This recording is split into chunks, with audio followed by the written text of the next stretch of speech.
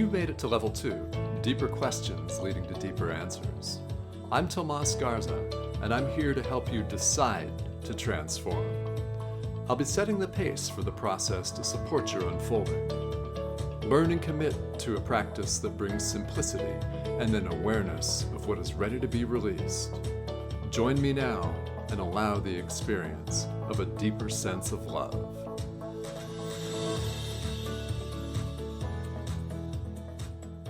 Hello and welcome to Decide to Transform. I'm your host, Tomas Garza, and joining me for a very special encore presentation today from Pennsylvania is Deb Goldberg. Now, Deb was a recent guest here on the show, and we had a wonderful conversation. And as we were talking after the show, a topic of great importance came up that we decided we would address here. So Deb has graciously agreed to come back on. Deb, I'm really happy that you're here because the topic that we're here to talk about today is getting out of our own way and the way that human beings stifle themselves. Now, for the listener here, I would invite you to go back and listen to our recent show where Deb was my guest. Deb is a scribe and a messenger for God who was a traditional clinical therapist for 18 years until a spiritual awakening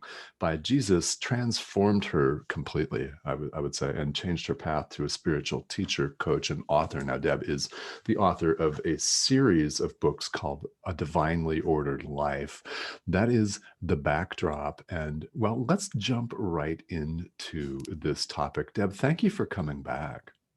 Oh, I'm so grateful to be here. This is very enjoyable, Thomas. I really loved our last audio recording that we did and spending time with you on A Course in Miracles. So it's always fun to be here with you. This is fun. And for the listener that's curious about this, we'll just throw the plug in here right now. Why not? Right. There's a live stream on Enlightened World Network called A Course in Miracles 365 Awakening to Love. I'm the host of that. It's daily on Enlightened World Network. And Deb has graciously appeared as my guest. I have special guests on the show. And we had a great conversation about that and a wonderful conversation last time. And so, Deb, what is it about this particular topic that is so resonant right now for you? Mhm. Well, it's a topic that I continually am growing in myself. I've gone through uh, over the last 6 years of being spiritually awoke and trying to transform myself, Hmm. and the pressure that I put on myself. What I realize is pretty ridiculous, that it wasn't necessary, but it is the way that I grew up, and that I had to go and do everything myself, and uh, and I learned, through the awakening that we have, I call it a traveling partner called the ego. All right.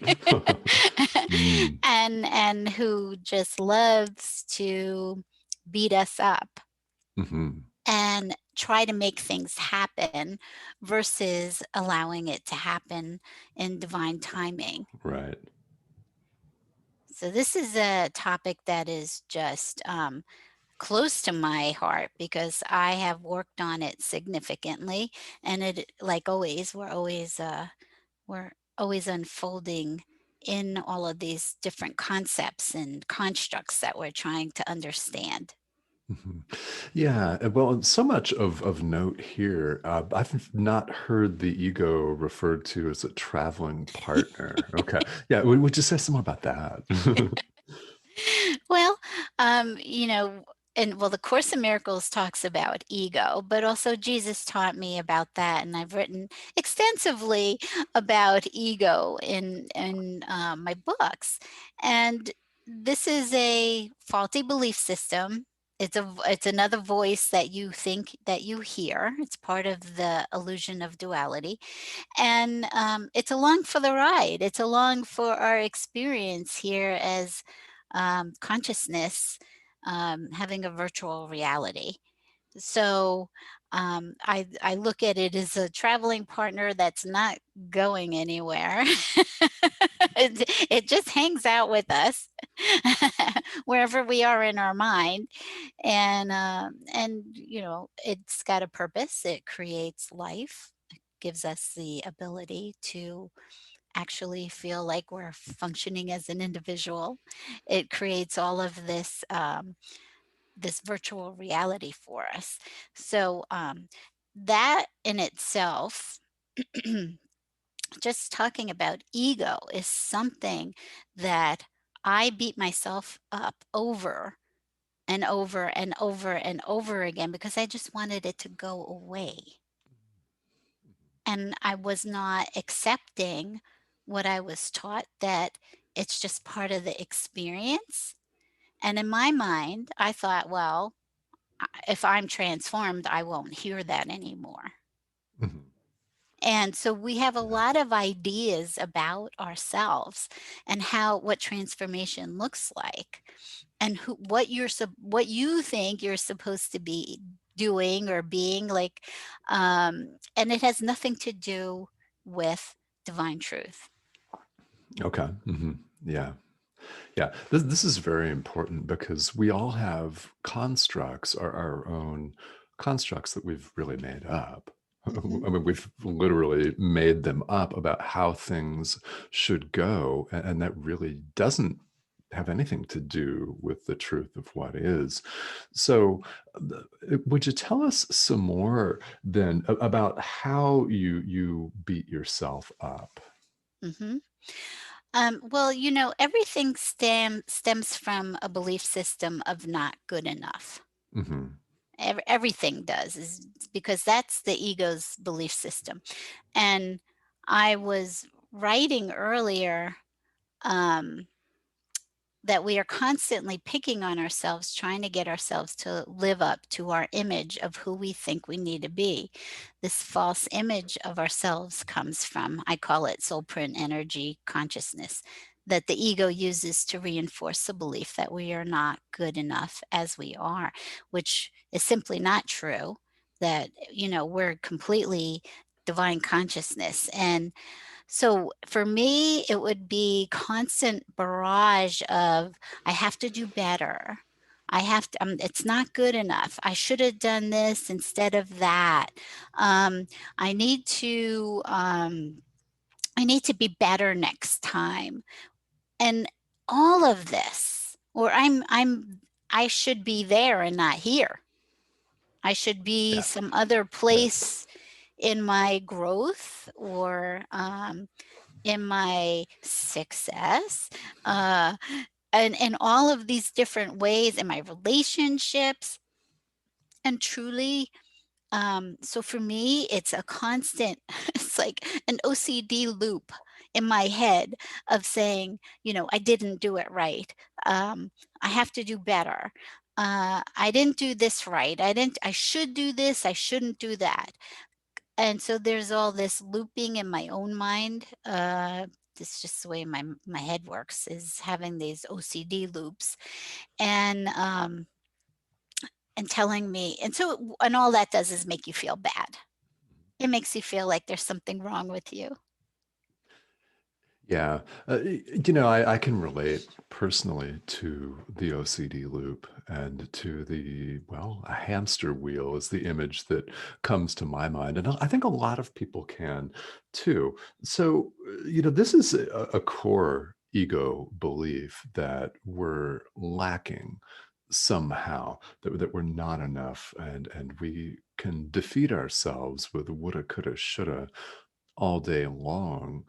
So, because this is so common, what sort of difficulties does this get somebody into? And, why is it so prevalent? It's just pressure. It's not understanding the what I call the spiritual ego, the ego part that makes believe that it's God.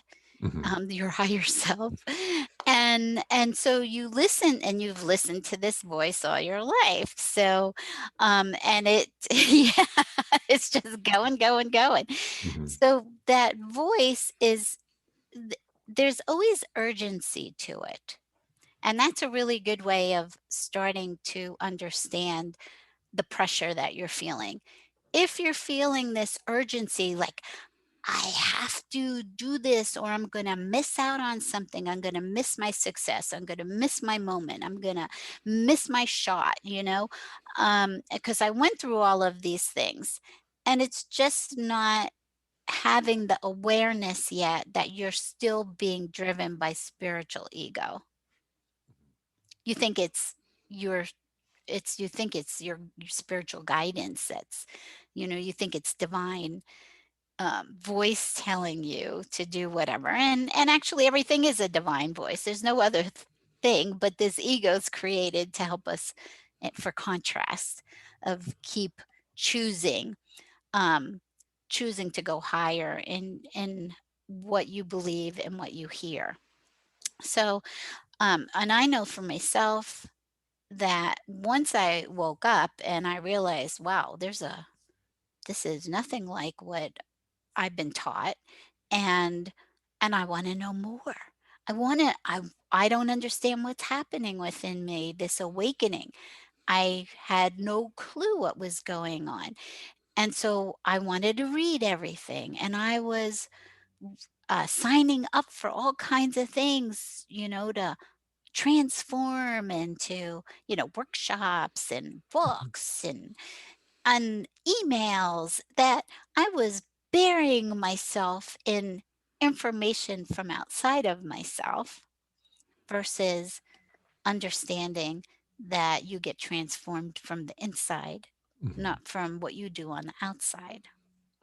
Right. Yeah, transformation is definitely an inside job. And what strikes me is that the world is not set up for us to even acknowledge that. And you mentioned something that I'd love to talk a little bit more about here, and that is urgency.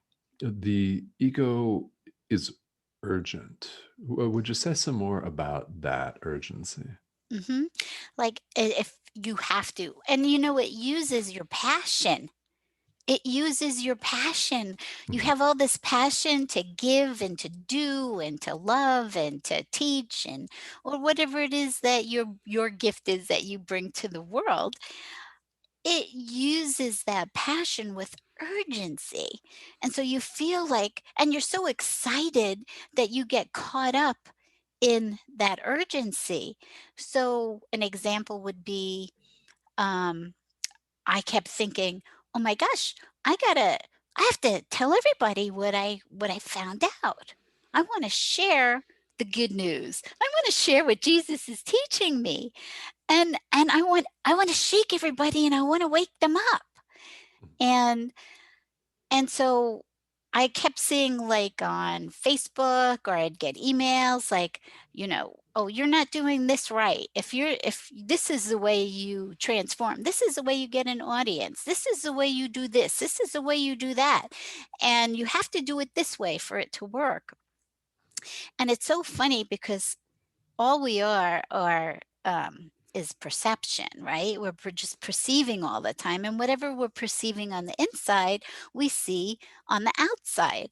So Mhm. um, I noticed that when I would look at Facebook, I would constantly keep seeing these advertisements from people telling me that I'm not doing enough, telling everybody, you Mhm. need to get out there. You need to try this. You need to do it this way. You need to get this information from me to step into your own magnificence, Mhm. right? And I kept thinking, why am I like I scroll through Facebook and this is all I see. And then I started realizing, oh, because that's my belief system. I am seeing my belief system on Facebook. I'm telling myself I'm not enough as I am, that I need to be better. I need to be something else, and I need somebody else to teach me how to be me. Mm, mhm. Okay. This is a wonderful example of how it actually all works with the beautiful analogy of ads on Facebook. People often think, oh, how do they know? How do they know that that's what I'm interested in? Well, and of course, they have their algorithms and things that, we're not going to spend a lot of time on that, but this is exactly how it works is our outer world is a mirror of what we're feeling inside. So, your social media feed, dear listeners, is a mirror. What is in the mirror? I like that. I think that's great, Tomas. Oh, wonderful. Yeah, what is in the mirror? That was very spontaneous, but it's a really excellent point Mhm, because I mean, we see this all of the time. And it's, in part, it's our economic system that thrives on people not feeling like they're enough.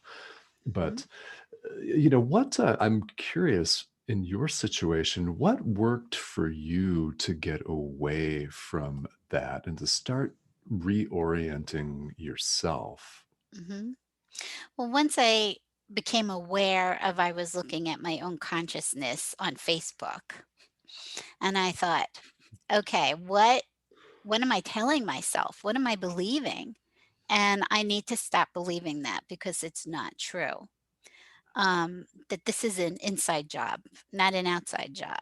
Now, it doesn't mean that you can't learn skills from people and you can't learn all kinds of things, awesome things from people. Mhm, But when it comes to spiritual transformation, it's God teaching you personally. It's an intimate relationship mhm. that is shifting your awareness all the time, um, and trying to help you remember who you are. So you're not really growing into anything, you're remembering the truth of who you are. Yeah.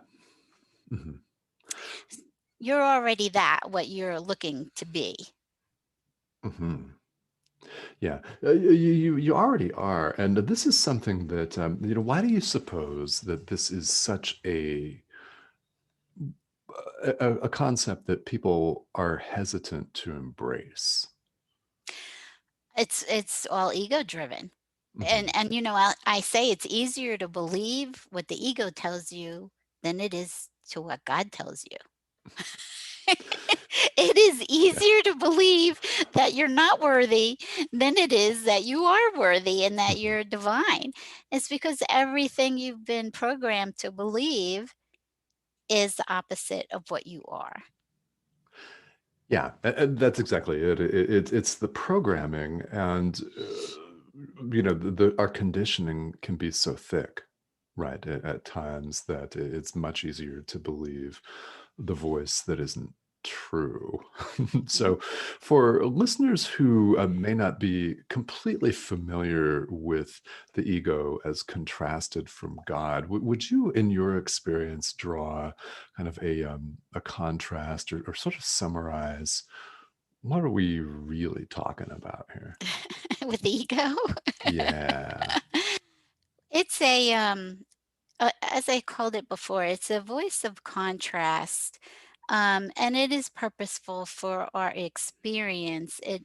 It has perceptions that are filled with a faulty belief system that believes in suffering and pain and fear.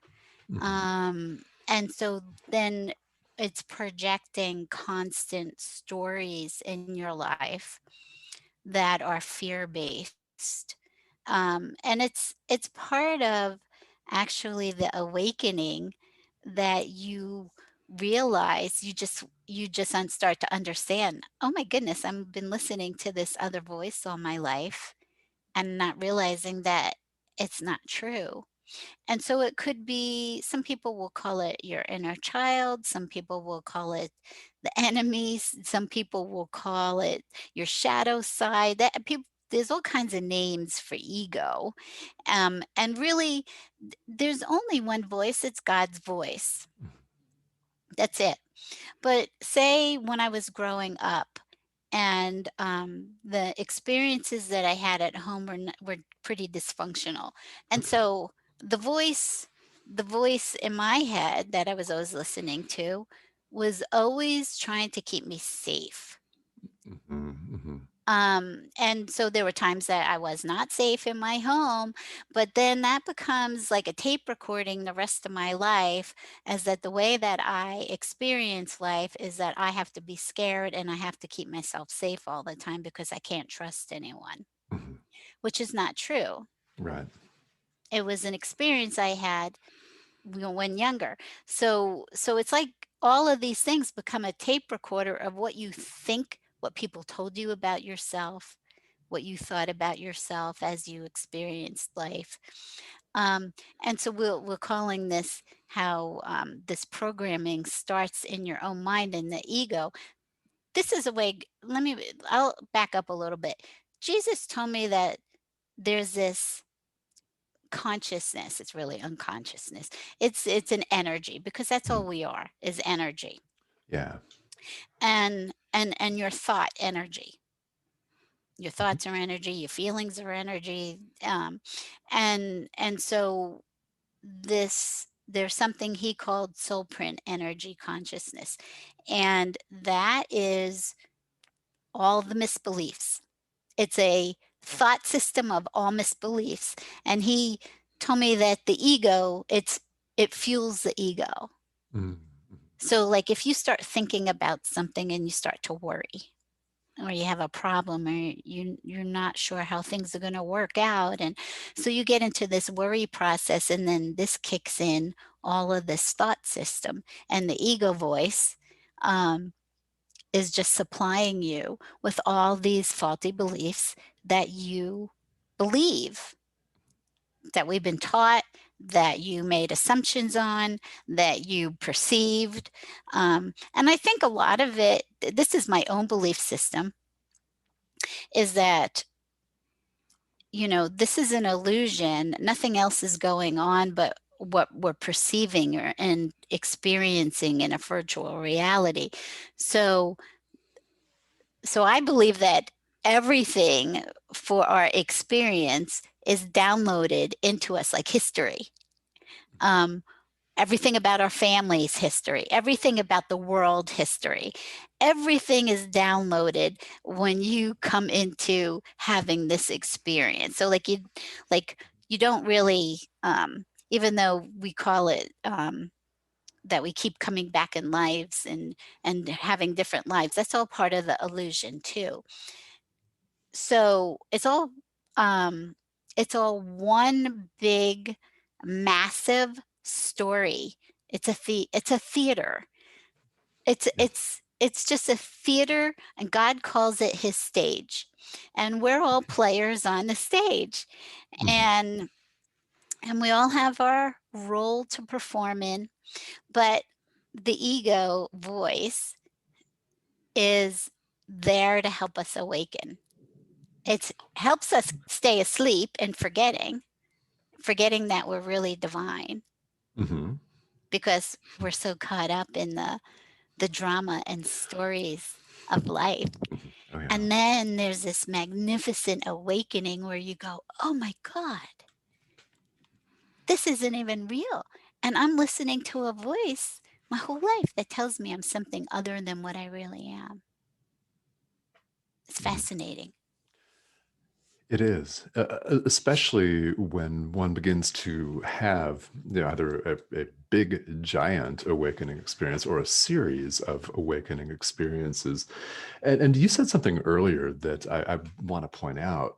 It's really interesting. You were beating yourself up back when for the ego not going away. And what you've just revealed is that really it's there to help us awaken. Mhm. And that is something that I think is not a natural, well, a natural belief or a natural thought that people want to entertain. And what do you suppose is so attractive about staying stuck? Stuck in misery. Um, you know it. You know it. Um, it's really hard to think outside the box because we're in such an limited understanding in this experience, and especially in ego thoughts. It limits everything. Like I said, it's easier to believe ego thoughts than it is to believe what you're being taught. And so even though that I would call it coddled, when I was awoken, oh, by Jesus and God, I mean, I was coddled every single step of the way, held at night, talked to, taught, loved, um, in all day long, every single day.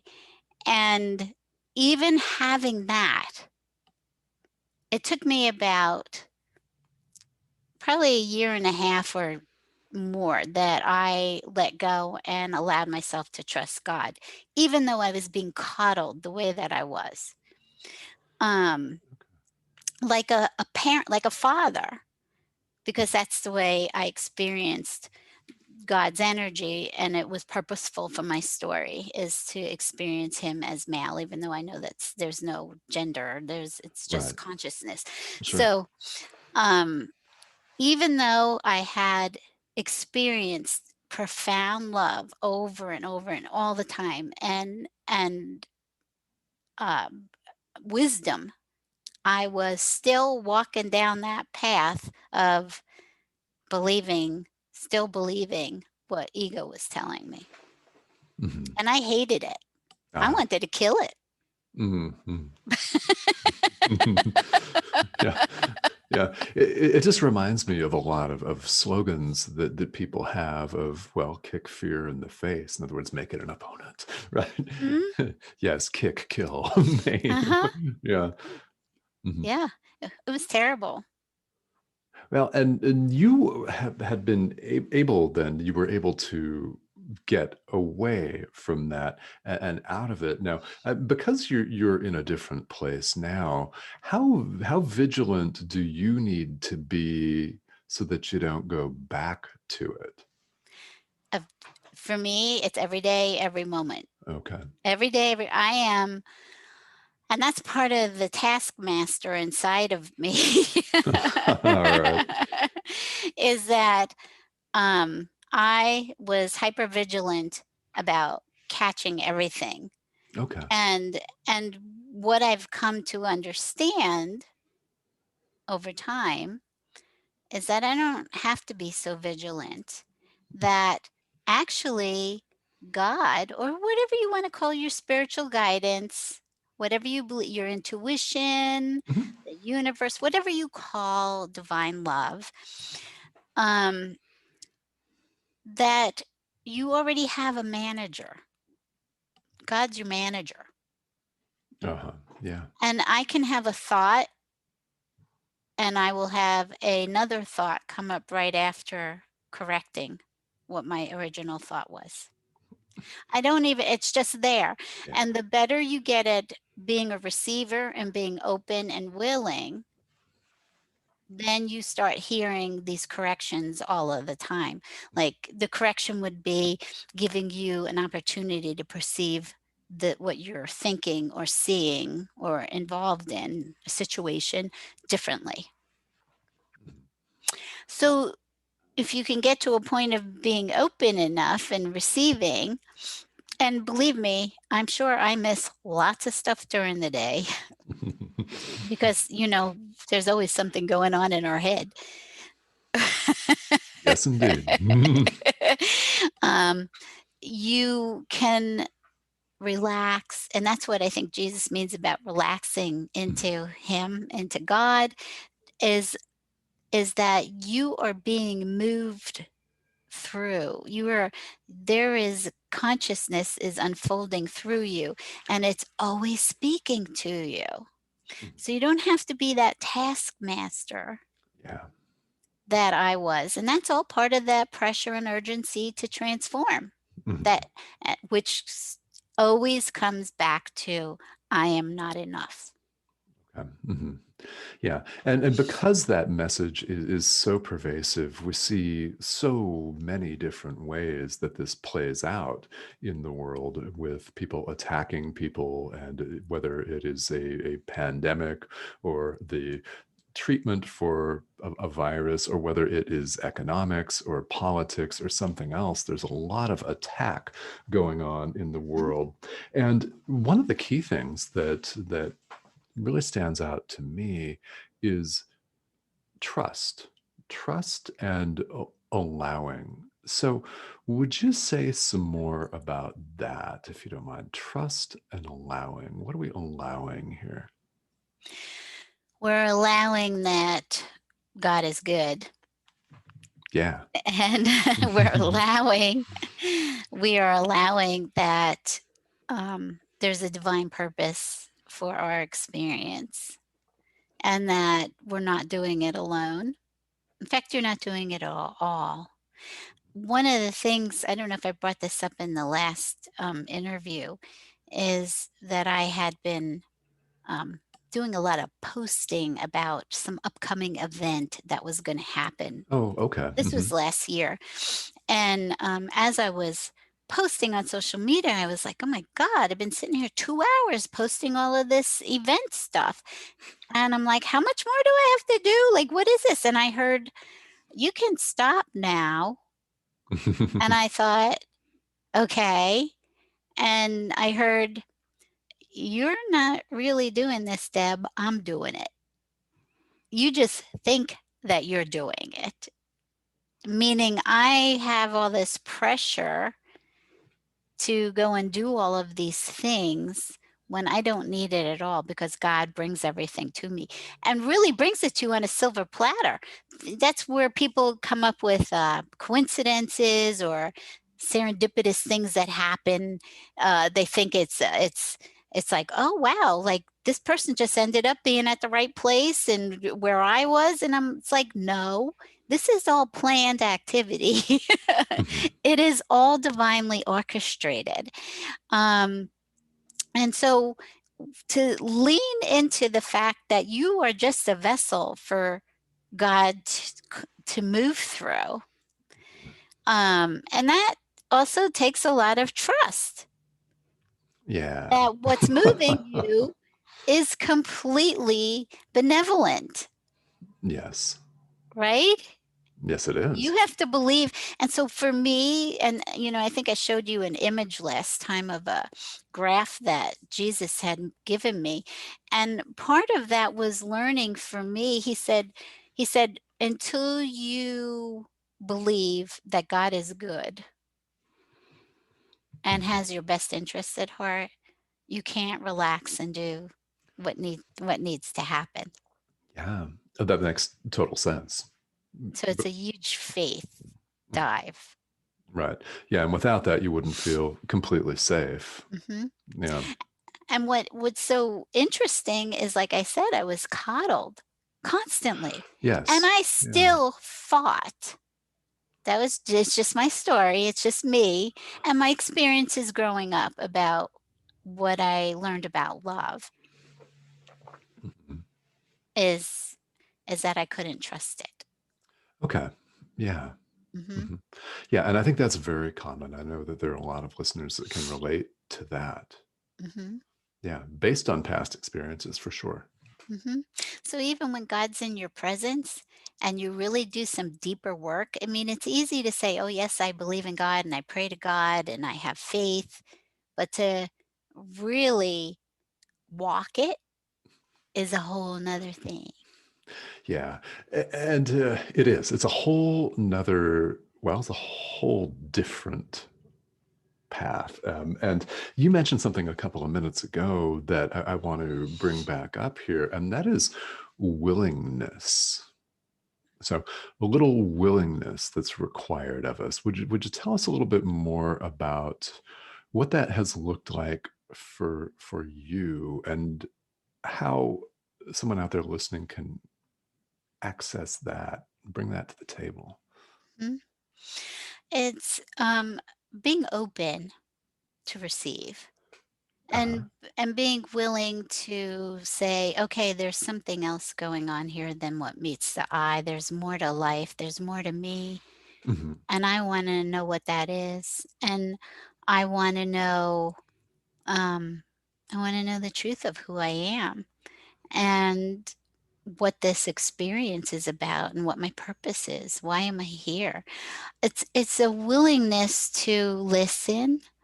Um, in fact, that was the first thing that when kept praying to God to talk to me, Hmm. and when he finally did, he said, "Well, are you ready to listen now?" That was the first thing he said.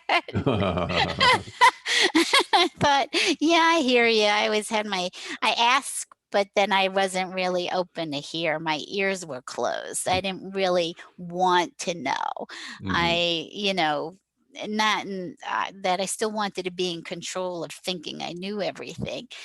Um, so there's a willingness of, for me, it was having quiet time because that's through meditation is when it started that I was hearing. So I was willing to do something different. I wasn't Okay. meditating before. Oh. Mhm. And and my first thought before I was awoke is that I wanted to know how I was creating pain in my own life. So there was an openness and a willingness there. Okay. And so it just opened the door, and it Mhm. was really heartfelt. It just opened the door for Jesus to step in. All right. Mhm.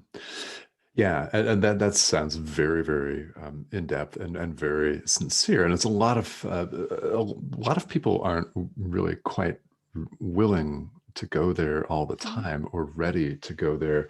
And what would you say to people that you know are out there that want to be able to access this willingness? What suggestions would you have for these folks?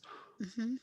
Is not to put pressure on yourself, first of all. It's just, I think, allowing yourself some quiet time and understanding everybody hears God's voice. You cannot not hear it. It's your voice. You either hear it in your own voice or your heart just speaks to you. It's like your Mhm. heart's talking to you in your language that you understand. Um, or sometimes I just hear God speaking to me in my mind. Um, and and I hear it in my own voice, and I also hear it in a male voice. Okay. Mhm. So everybody's going to experience that differently, and Yeah. God will show up in the way that you feel comfortable with. Yes, exactly. Yeah. He And meets you where you are. yeah, very important point that you made is sometimes it's a feeling or sometimes it's an intuitive hit. It doesn't necessarily have to be a voice speaking Mhm, to us in English or a language that we speak in the world. Yeah. mhm. Yeah, so it just takes wanting to be more open and to Okay. give yourself time to be still and listen. And it doesn't mean you have to do that all day long. And you could even ask within yourself, when you have some quiet time, maybe you take 15 minutes or whatever it is, or half hour, whatever works for you, and just ask within yourself, to help you have an answer, to help, ask God to reveal himself to you, Mhm. and allow that to be in the way that it comes. Because for me, I fought it the whole way. Like, I was like, what do you mean Jesus is here? What's this Jesus thing all about? You know? And this was still ego. This is still spiritual ego. Is when I said I want to know what I'm doing that's creating pain in my life, I had no inkling of what I was going to understand or experience. Yeah. None whatsoever. I was not asking for Jesus to show up in my life or God, or I was just asking an open hearted question. Mhm. Okay. Well, and then what has followed is what can happen when you ask an open-hearted question. Hmm. Yeah. I love that. So, what an open hearted question will look like for each individual person will be different. But yeah, asking an open hearted question, that's really excellent. So, now, Deb, you have gone on to write a series of books and you've really remade and transformed and reshaped your entire life. So, there are a lot of resources by you, right, that are out there for people. How can people access more information about you and what you're offering to help people on this journey? Sure. They can find me at my website, which is www.debbieNgoldberg.com. And on that website, my books can lead you to Amazon, where the books are. And there's a lot of content, blogs, memes with beautiful quotes from God and Jesus. Mhm. Um, there's a lot of information there that could be helpful uh, in your own spiritual journey. Okay. Yeah. Wonderful. It's very wonderful. And again, the website, Debbie N as in Nancy Goldberg.com. And all of the books are available on Amazon. And listeners can find Deb and reach out to her there. So before we wrap up here, I've learned a great deal, as I always do. And what would you like to leave the listeners with? Because we all know that there are a lot of people, there's a yearning, a tremendous thirst out there for this experience. What are your suggestions for people? Yeah, is to not feed into the urgency, Okay. um, and to understand that God has his own plan for you, and that you're exactly where you're supposed to be, regardless of what it looks like. You have your own story. You have a transformation story, Hmm. um, and that, uh, like we talked about, the willingness of being open and wanting to have a relationship with God, um, and to understand your own truth, because Yeah. each person's going to have their own truth of their experience. And so allowing that love and the peace that comes along with that relationship and the wisdom is amazing. And it's inside you, and you don't have to go anywhere else to find it. And it doesn't mean that other people can't help you along the way, but going within is the message. Hmm. It's everything's inside of you. And you can't force yourself to transform. Yeah. You keep, and Jesus told me, when I would say, well, I would even tell him, I want to be more like you. He said, you are me. And what's wrong with you anyway? And he said, if you keep looking for the next you, you miss out on the beauty of who you are in this moment. Hmm. That you're seeing that there's still something wrong with you. Right. Okay. And there's absolutely nothing wrong with you. Hmm. You keep forgetting that you're divine, and that you're making judgments, really. And I was reading this a little bit in A Course in Miracles last night about that, and I keep being told by Jesus, I have to stay in my divine knowingness rather than what my senses are telling me. Hmm. Hmm.